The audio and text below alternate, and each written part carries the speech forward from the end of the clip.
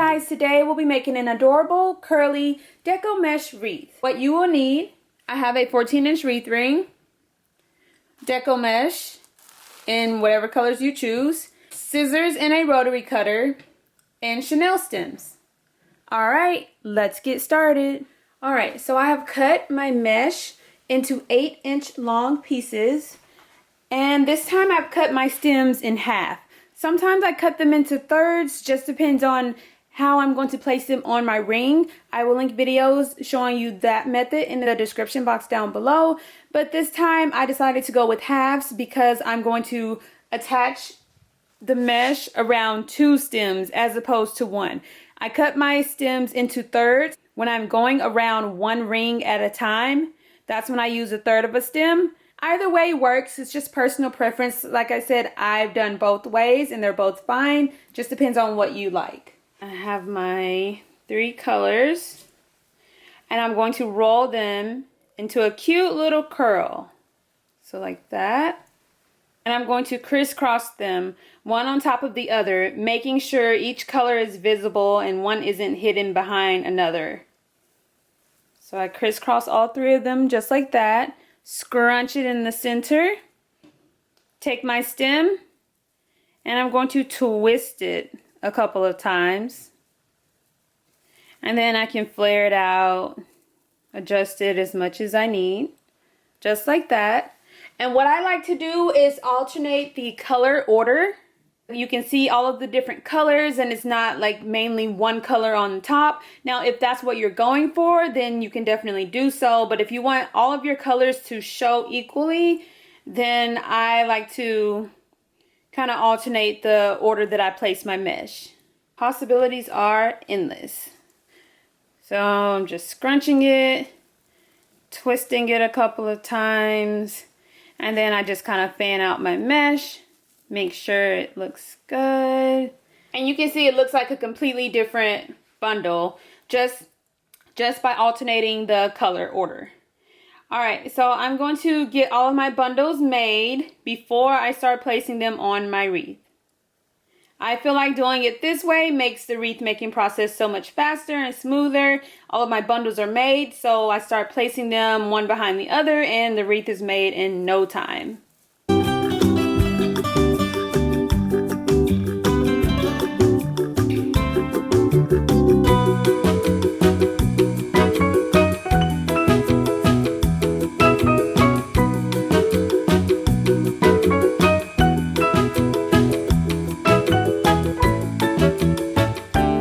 This is what the bundles are looking like. So cute. Alright, I'm going to get the rest of them made and then we'll start adding it to our wreath ring.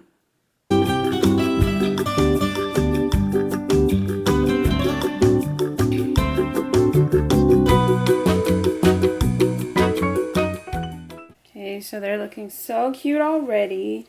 Now we're going to start placing them on our wreath ring. Alright, so now I'm going to add my stems to my wreath ring. I leave it the normal color. You could definitely spray paint it white if you choose to do so, or blue or whatever color you want to match your decor. There are many ways to attach your wreath to your wreath ring. Again, I've used so many different methods. I will have all of them linked in the description box down below. You can check out the different methods and choose the one that works best for you. For this specific wreath, I left my stems in half instead of 1/3. Because instead of going around each individual ring, I'm going to take my stem and place it around the outer 2, inner 2, outer 2, inner 2, all the way around my ring. So I'll take my bundle, place it on the outer 2, just like that, and twist it a couple of times, and tuck it away. My next bundle will go on the inner 2 rings. And what I make sure of is I don't have 2 of the same color on top. So since I have the mint on top for this bundle, I'm going to go with the white on top and then the blue and mix it all up. So I don't have like 3 mints beside each other or 4 blues beside each other. I'm going to go on the inner 2 and twist a couple of times and then tuck it away. And then you can kind of maneuver and adjust it as much as you need to.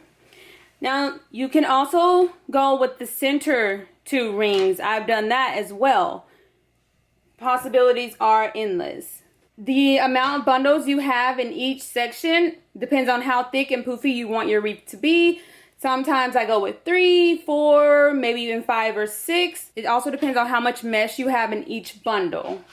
But you can always go back and add more if you feel like your wreath isn't as poofy as you would like for it to be. Okay, so back to the outer 2 rings. I think I'm going to start with 4 bundles in each of my 6 sections. So outer 2, inner 2, outer 2, inner 2. And then the more you get placed, the poofier and fluffier it'll be. Or you could even slide it over and add in like a few more bundles, whatever you prefer. But you can see it's alternating. Alright, I'm going to get more bundles in place and show you what it's looking like.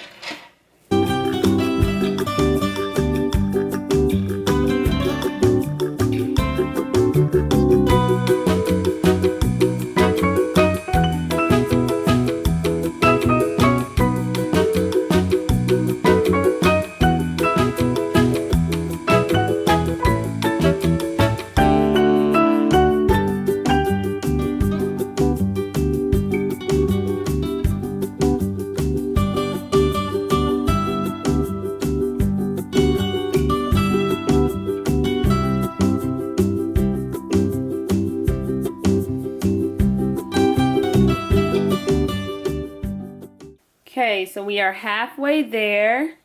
It's looking so cute and curly already. So this is with 4 bundles in each section. Again, I've added up to 6 bundles in each section. It's just whatever you prefer. Alright, let's continue on.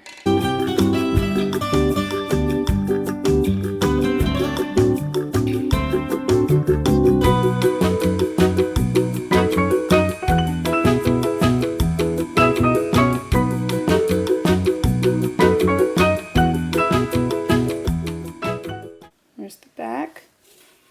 And there's the front. You can kind of just like fluff up and flare it out as much as you need to. Alright, so I have 4 bundles in each of my 6 sections for a total of 24 bundles. Again, you can go with more or less, whatever you prefer. I feel like this makes a pretty decent sized wreath. But if you want it even larger or poofier or thicker or fuller, then add more and adjust accordingly. Several times I just leave the wreath like this because I think it's so precious, but you could add an adorable sign to the center, add any other type of embellishment you'd like. What I've decided to add is this really pretty ribbon. So cute. It's 1/2 inch ribbon and 5/8 inch ribbon. And I've cut it into 11-inch long pieces. I have 3 of the blue and 3 of the green. And I'm just going to make cute little bows and then just place them throughout my wreath. And I have more detailed videos showing you how to make specific bows. I will link in the description box down below. But for this specific wreath, I'm just going to kind of tie the ribbon in a loop. Use my hot glue gun. So it's in a loop like that. I'm going to go ahead and get all of my ribbon looped. You can make larger bows. You can use wider ribbon. Whatever you prefer. Possibilities are endless. You could, like I said, not add any ribbon at all. You could drape the ribbon. Okay, so I have all of my ribbon looped. Now we're going to just make some quick little bows and hot glue it to our wreath. Scrunch it. Take my stem, which I just cut 1 stem into 6 pieces because that's all that I need. I'm just going to twist it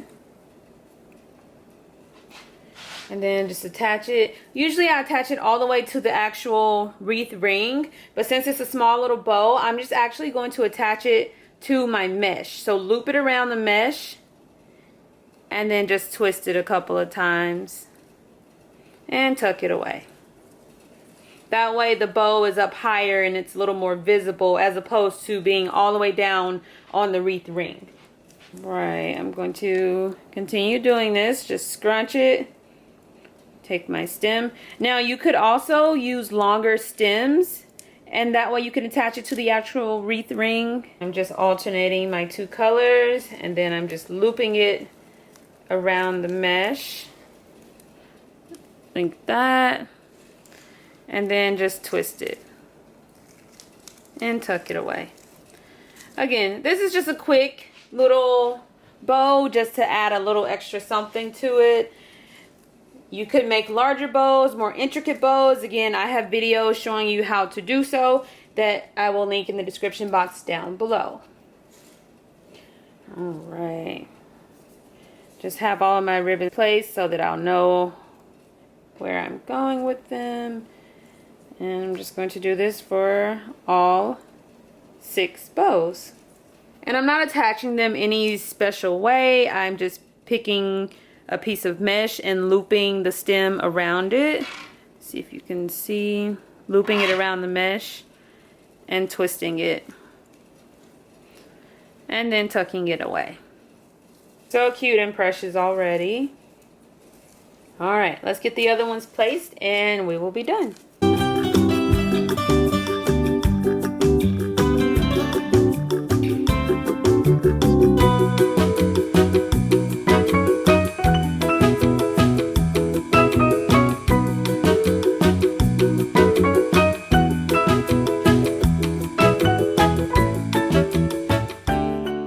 And you are all done. So cute, simple, and easy to make. Again, larger bows, smaller bows, wider ribbon. You can even add an adorable sign to the center, since this kind of looks like under the sea or ocean. You can add like a beach sign or seashells or starfish, whatever you prefer.